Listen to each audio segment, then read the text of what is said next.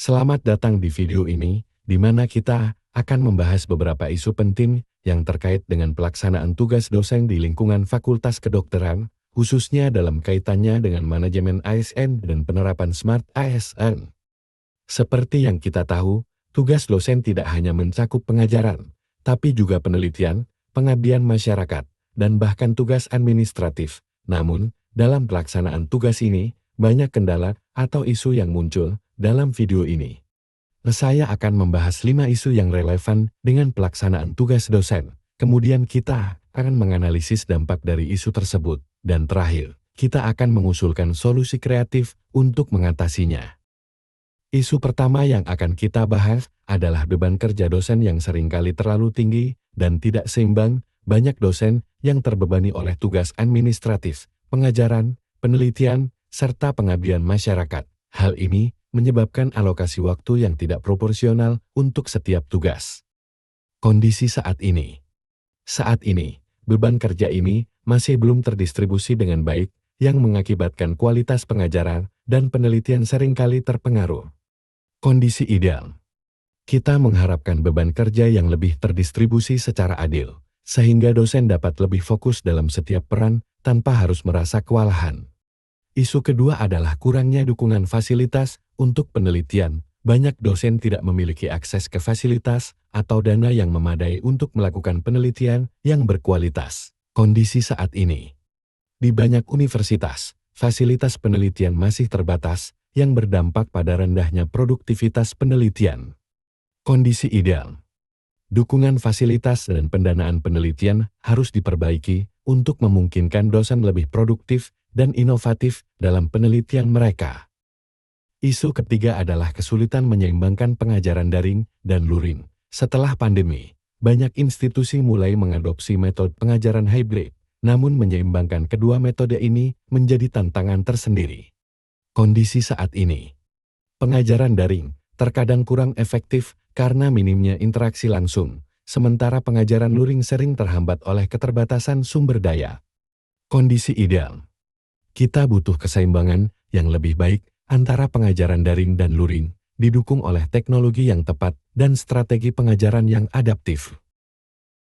Isu keempat adalah kesulitan dosen yang juga bekerja sebagai tenaga medis profesional dalam menyeimbangkan kedua peran. Dosen yang juga bekerja sebagai dokter seringkali harus mengelola waktu antara kewajiban di rumah sakit dan di kampus. Kondisi saat ini. Banyak dosen kesulitan membagi waktu, yang dapat mempengaruhi kualitas kerja di kedua bidang. Kondisi ideal. Kita mengharapkan adanya fleksibilitas jadwal dan dukungan teknologi untuk membantu dosen menyeimbangkan kedua peran ini dengan lebih baik. Isu terakhir adalah beban target fakultas atau universitas di luar Tridharma yang perlu dipenuhi oleh dosen. Banyak dosen harus menyelesaikan tugas administratif atau proyek lain yang tidak relevan dengan pengajaran, penelitian, dan pengabdian masyarakat. Kondisi saat ini. Ini menyebabkan beban kerja yang tidak proporsional dan mengurangi produktivitas akademik dosen. Kondisi ideal. Kita membutuhkan pengaturan target yang lebih relevan dengan Tridharma perguruan tinggi, sehingga dosen bisa fokus pada tugas utama mereka. Jika isu-isu ini terus berlanjut tanpa penyelesaian, kita akan menghadapi beberapa dampak serius di berbagai aspek, seperti beban kerja dosen yang tinggi dan tidak seimbang.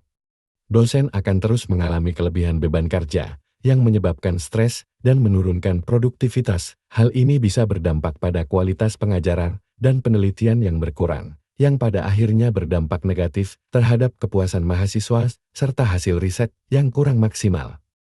Kurangnya dukungan fasilitas untuk penelitian. Tanpa peningkatan fasilitas penelitian, produktivitas penelitian akan semakin menurun. Ini menghambat inovasi serta kontribusi akademik, dan berdampak pada reputasi fakultas atau universitas di tingkat nasional dan internasional. Keseimbangan antara pengajaran daring dan luring. Jika keseimbangan pengajaran daring dan luring tidak diperbaiki, maka efektivitas pengajaran akan terus menurun.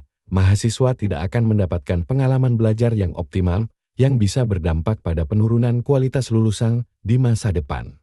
Kesulitan dosen yang juga bekerja sebagai tenaga medis profesional. Dosen yang tidak bisa menyeimbangkan kedua peran ini akan mengalami penurunan performa dalam salah satu atau bahkan kedua peran. Akibatnya, kualitas pelayanan kesehatan dan pendidikan akan menurun. Selain itu, hal ini juga bisa menyebabkan burnout dan kelelahan pada dosen. Target fakultas di luar Tridharma. Jika dosen terus dibebani target yang tidak relevan dengan Tridharma, produktivitas akademik akan terganggu. Beban kerja yang tidak proporsional akan mengurangi fokus dosen pada pengajaran, penelitian, dan pengabdian masyarakat, sehingga kualitas keseluruhan akan menurun, serta meningkatkan stres kerja. Untuk mengatasi isu-isu tersebut, kita perlu menerapkan beberapa solusi kreatif yang praktis dan efektif, seperti beban kerja yang tinggi dan tidak seimbang. Solusi, penerapan kebijakan redistribusi beban kerja misalnya, mengalokasikan lebih banyak staf administratif untuk menangani tugas non-akademik, sehingga dosen dapat fokus pada pengajaran dan penelitian. Langkah konkret, mengajukan kebijakan ini dalam rapat fakultas dan bekerja sama dengan manajemen untuk mengevaluasi pembagian beban kerja dosen. Target fakultas di luar Tridharma. Solusi, mengurangi target non-akademik yang tidak relevan dengan Tridharma dan lebih fokus pada tugas inti dosen.